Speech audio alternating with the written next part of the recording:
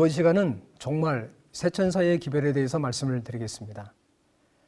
영국의 작가 줄리언 반스는 2011년 예감은 틀리지 않는다라는 책으로 맨부커상을 받습니다. 반스는 이 책에서 사람의 기획은 왜곡하는 특성이 있음을 말하고 있는데 70대를 바라보는 노인 토니 웹스터에겐 고등학교 때에 에이드리언이라는 친구가 있었습니다. 근데 에이드리언은 토니의 절친이었죠. 고등학교를 졸업한 다음에 토니는 에이드리언과 다른 대학에 진학하게 됩니다. 그리고 소식이 끊기죠. 토니는 대학에서 베로니카와 사랑에 빠지고 그리고 깊어진 갈등으로 얼마 후에 결별하고 말지요. 그러던 어느 날 에이드리언으로부터 편지를 받게 되는데 글쎄 내 고등학교 친구가 베로니카와 사귀게 되었다는 내용이었습니다. 토니는 베로니카가 자신의 가장 믿을 만한 친구인 에이드리언과 연인이 되었다는 것에 마음이 아팠고 두 사람의 교제를 쿨하게 인정하고 축복한다는 내용의 답장을 보낸 다음 미국으로 장기간 여행을 떠났습니다. 오랜 미국 여행에서 돌아온 토니는 어느 날 에이드리언이 손목을 그어 자살했다는 충격적인 소식을 듣게 되지요. 그리고 세월이 흘러 토니는 결혼해서 평범한 삶을 이어가다 어느덧 노인이 되었습니다. 40년의 세월이 지난 어느 날 토니는 베로니카의 어머니로부터 대략 500파운드, 그러니까 70만 원 정도의 상속금과 함께 간단한 편지를 받게 됩니다.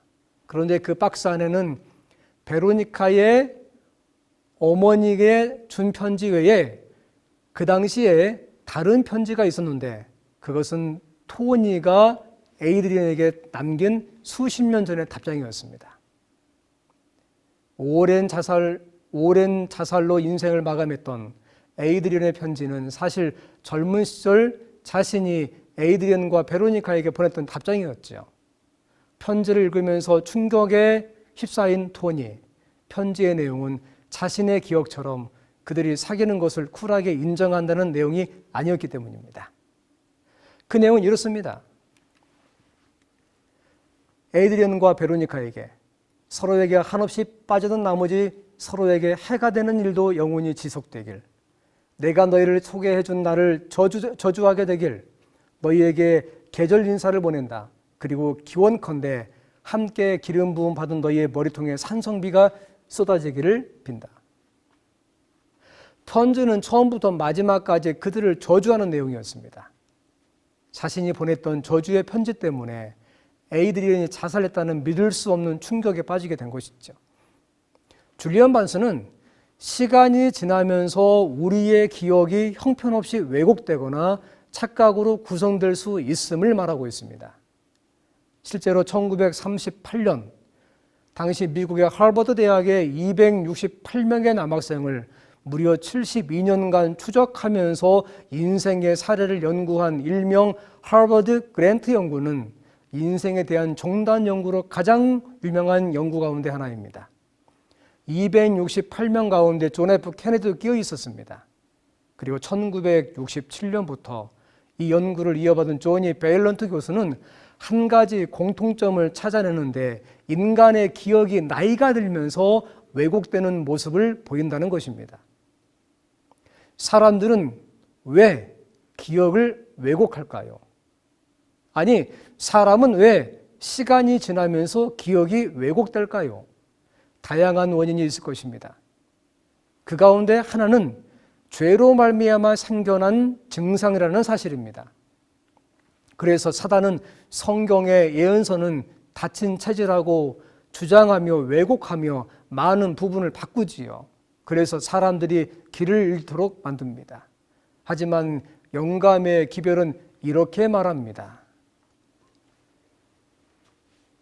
하나님의 말씀을 훨씬 더 깊이 연구해야 할 필요가 있으며 특히 전에 없이 다니엘서와 요한계시록에 관심을 가져야 한다. 다니엘이 하나님께로부터 받았던 특별히 마지막 때를 위해 주어진 것이다. 따라서 다니엘서의 빛은 마지막 때를 위한 빛이기 때문에 우리가 다니엘서와 요한계시록을 연구해야 한다고 말씀하고 있습니다. 실제 예수께서 감람산에 앉으셨을 때에 예수님의 12 제자가 와서 조용히 예수님께 묻습니다. 예수님, 우리에게 말씀하십시오. 어느 때에 이런 일이 있겠사오며, 그러니까 마지막 때에 어떤 일이 있겠사오며, 또 주의 임하심과 세상 끝에는 무슨 징조가 있겠습니까? 그랬더니 예수께서 4절부터 민족이 민족을, 나라가 나라를 대적하고 일어나겠다고 말씀하시고, 여러 지역에 기근과 지진이 있겠으며 모든 것이 재난의 시작이라고 말씀을 하십니다. 그런가 하면 사람들이 세상에 임할 일을 생각하고 무서워함으로 기절하겠는데, 이는 하늘의 권능들이 흔들린다고 말씀을 하고 있습니다. 여러분, 해마다 모든 게 증가하고 있습니다. 보시는 것처럼 해마다 이런 현상이 끊임없이 발생하지요.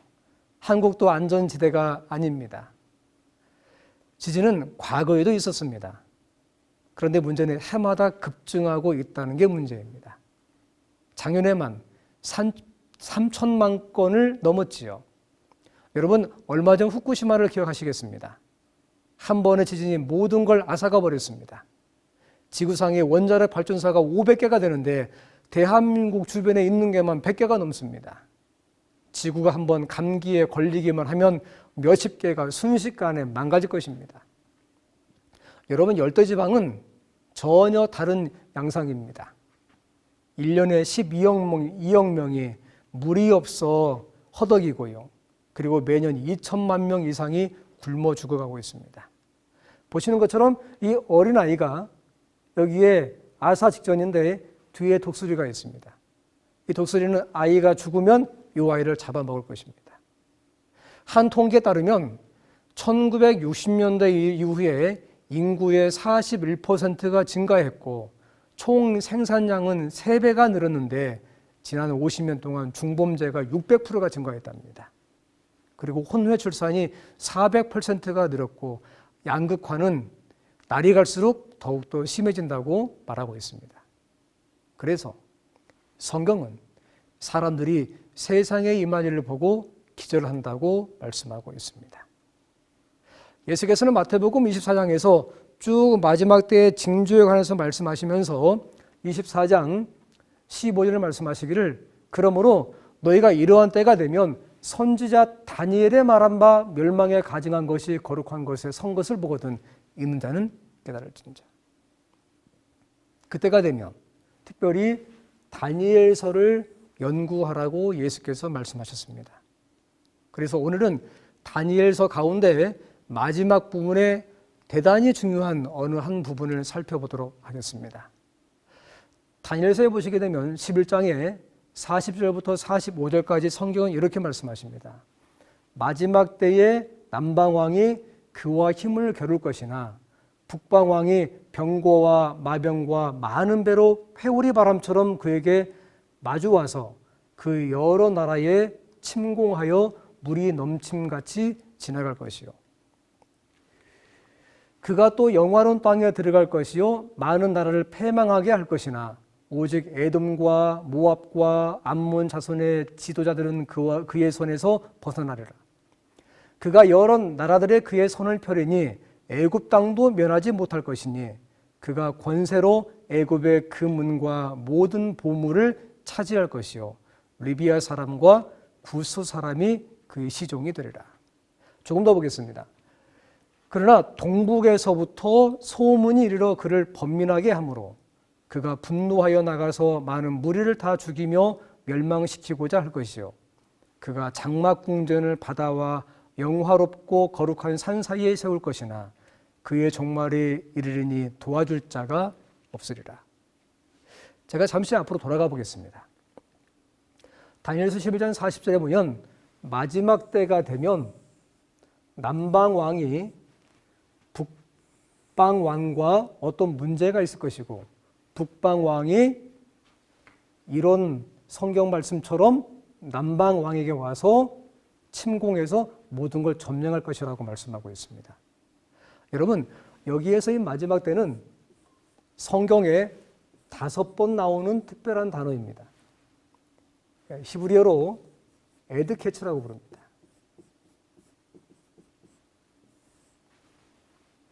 다니엘서 8장 17절과 그리고 11장 35절,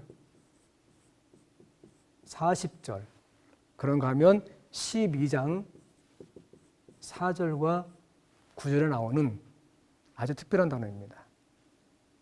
중세 교황권의 전성시대였던 이때 한때와 두때와 반때로 표현된 그런 1260년의 중세 암흑기를 마치고 1798년부터 마지막 때가 시작됩니다.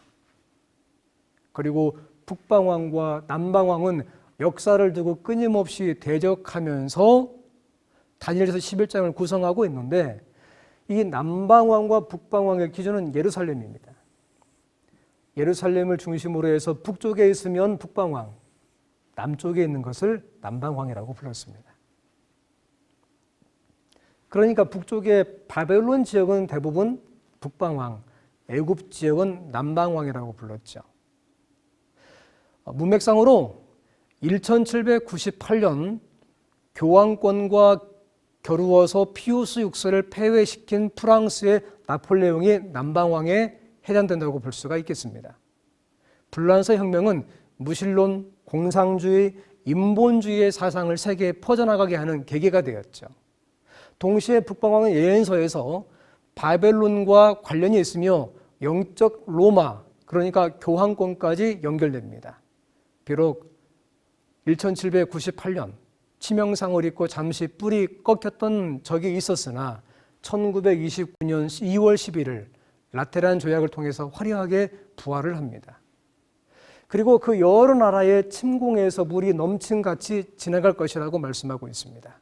아시는 것처럼 1990년대 후반을 중심으로 해서 여러 공산권의 나라가 하나둘씩 붕괴되기 시작하더니 1991년 12월 25일 소련이 공식 해체가 되었습니다. 조금 더 보십니다. 그가 또 영화로운 땅에 들어갈 것이라고 말씀하고 있습니다. 그리고 성경은 44절과 45절에서 대단히 중요한 말씀을 하고 있는데 이 북방왕이 여러 부분에서 진격하고 넘치고 모든 것을 다 침몰시키려고 할 때에 동북에서부터 소문이 일겠는데 이 소문으로 말미암아 그가 번민하게 된다고 말씀하고 있습니다. 그리고 그가 분노하여 나가서 많은 무리를 다시 한번 죽이고 멸망시키고자 할 것이라고 말씀하고 있습니다. 그런데 여러분 45절에 보면 그가 장막궁전을 바다와 영화롭고 거룩한 산 사이에 세울 것이고 그의 종말이 이르겠고 누구도 도와줄 자가 없다고 말씀하고 있습니다. 제가 이 부분을 좀 정리해 보겠습니다. 동북에서는 성경 말씀에 의하면 동북은 해 돋는 데서부터 동쪽입니다. 그리고 하나님의 영광이 동편에서부터 온다고 말씀하고 있죠. 그리고 북쪽은 하나님의 시온상 큰 왕의 성이 있는 곳입니다. 따라서 동쪽은 하나님께서 오시는 곳, 하나님의 시온산이 있는 곳이라고 이해하시면 되겠습니다. 아울러 바다와 거룩한 산은 바다는 물이 있는데 백성과 무리와 열국이라고 성경은 말씀하고 있고요. 특별히 계시록 13장 1절에서는 바다에서 한 짐승이 나오는데 이것은 동일하게 다니엘서 7장 1절과 1절 이후에 나오는 그런 동일한 짐승과 같습니다. 그리고 스가랴에서 보시면 내가 시온에 돌아왔은즉 여호와의 산은 성산이라고 말씀하고 있습니다. 따라서 1798년 이후에 마지막 때에 다니엘서 후반부에 성경은 대단히 중요한 한 그림을 우리에게 보여주고 있는데 여기에 바다가 있습니다. 이 바다는 우리가 방금 보았던 것처럼 열국과 백성이라고 말씀하고 있습니다. 오늘날 세상입니다. 그 다음에 저 동쪽과 북쪽에는 시온산이 있죠. 하나님께서 거하신 하나님의 성산입니다. 여러분 그런데 북방왕이 영화롭고 거룩한 산과 이 사이에 북방왕이 여기에 있을 것이고요. 그리고 여기에는 동시에 장막궁전을 베풀 것이라고 말씀하고 있습니다. 여러분, 장막궁전은 텐트입니다. 전쟁용입니다. 여기는 북방왕입니다. 역사 가운데 보면 교황궁과 관련이 있습니다. 자, 그런데 이런 다니엘서 11장 40절 이후에 이런 그림 가운데 그로 하여금 동북에서부터 한 소문이 이름으로 말미암아 그가 번민하게 되고요. 그리고 그가 격노하게 되고 돌아가서 장막궁전을 이렇게 준비한다고 성경은 말씀하고 있습니다. 요 장면을 마치고 난 다음에 계시록 12장 1절로 돌아가는데 계시록 12장 1절은 이렇게 말씀하십니다. 그때에 내 민족을 호위하는 대군 미가엘이 일어날 것이요. 그때에, 그러니까 다니엘서 11장 40절로 45절 사이에 이런 그림이 있고 난 다음에 요 북방왕이 돌아가서 전쟁을 준비하고 있는 이때에 대군 미가엘이 일어날 것이요. 여러분, 미가엘은 그리스도 예수이죠. 그로 말미암아 세상의 모든 역사가 정리가 되는 시기가 온다는 말씀입니다. 자, 그런데 말입니다. 이 동일한 그림이 다니엘서 11장 마지막에 있고 계시록에서 우리는 동일한 그림을 한 번 더 확인할 수가 있습니다. 자, 잠시 제가 계시로 넘어가 보겠습니다. 계시록 12장에 보면 선악간에 4번에 걸친 쟁투가 나오고 이 쟁투는 하늘에서부터 세상의 마지막까지 4번에 걸친 쟁투 역사가 나옵니다. 그 가운데 12장 마지막 절인 17절에 보면 용이 여자에게 분노하여 돌아가서 그 여자의 남은 자손 곧 하나님의 계명을 지키며 예수의 증거를 가진 자들로 더불어 싸우려고 바다 모래 위에 섰다고 말씀하고 있습니다. 여러분 아시는 것처럼 용은 동일한 계시록 12장 7절로 9절 말씀에 보면 옛 뱀이라고 말씀하고 있으며 사단이라고 기록하고 있으며 그리고 마귀라고 하고 있으며 이는 온 천하를 꿰는 자라고 성경은 우리에게 말씀하고 있습니다. 자, 그러니까 이 다니엘서와 동일한 존재가 분노하여 돌아가서 여자의 남은 자손 하나님의 계명과 예수의 증거를 가진 자들을 싸우려고 바다 모래 위에 섰습니다. 그런데 이 그림과 동일한 그림을 한 번 더 보시게 되면 14장 1절에 봤더니 내가 보니 어린 양이 시온산에 섰고 그와 함께 14만 4천이 섰는데 그 이마에 어린 양의 이름과 그 아버지의 이름을 쓴 것이 있도다. 그래서 우리가 계시록 12장과 14장의 어느 성경 구절을 연결해서 보시게 되면 동일하게 14장에 봤더니 어린 양과 14만 4천이 서 있고요. 그리고 여기에 이 바다에 동일하게 열국과 백성 세상이 있는데 이 바다와 요 사이에 여러분 용이 있다고 말씀하고 있습니다. 이건 마귀입니다. 어떤 그 세례로 볼 수가 있겠습니다.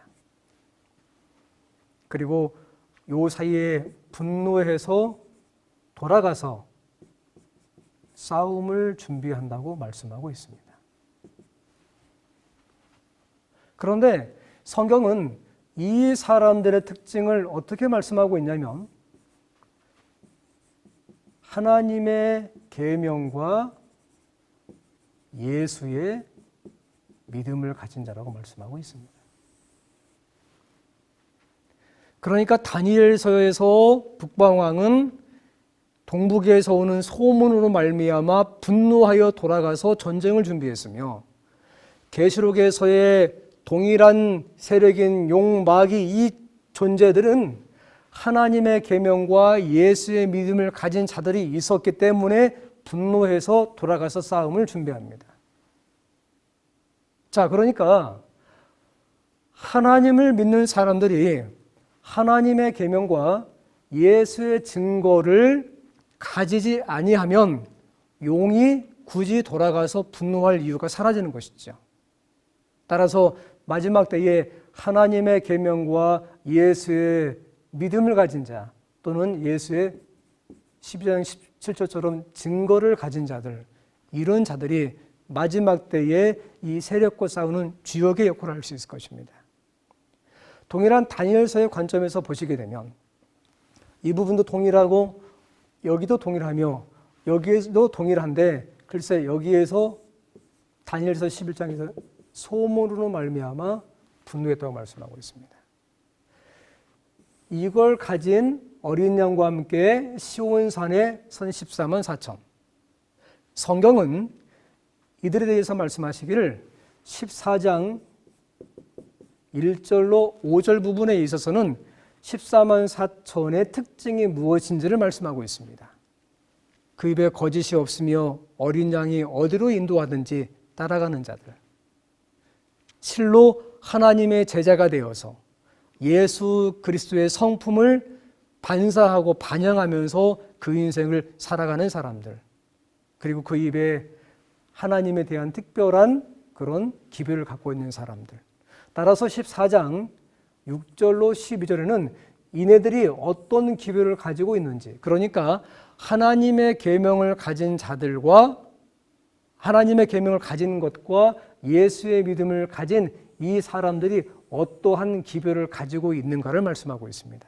그러니 마지막 때에 이들이 가진 기별로 말미암아 용이 분노하게 되고, 이 기별 속에는 용이 분노할 수밖에 없는 특별한 무엇인가가 있다는 것이죠.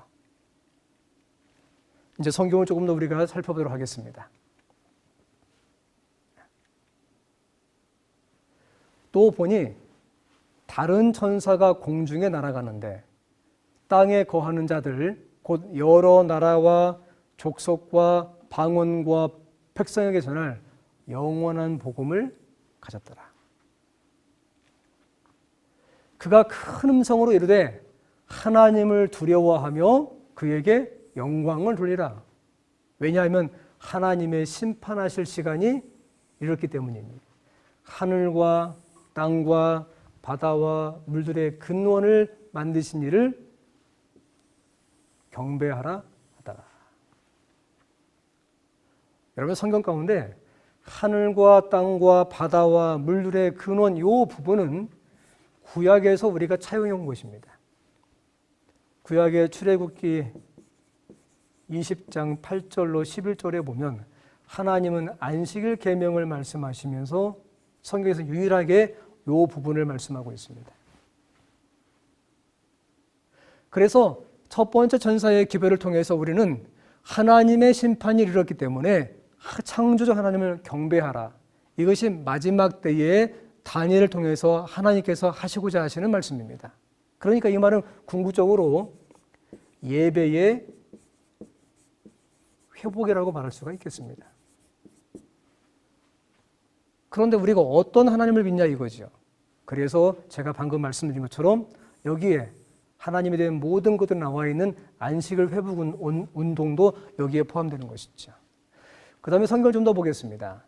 또 다른 천사 둘째가 그 뒤를 따라 말하되 무너졌도다 무너졌도다 큰 성 바벨론이여 모든 나라에게 그 음행으로 인하여 말미암아 진노의 포도주를 먹이던 자로다 하더라. 인본적이고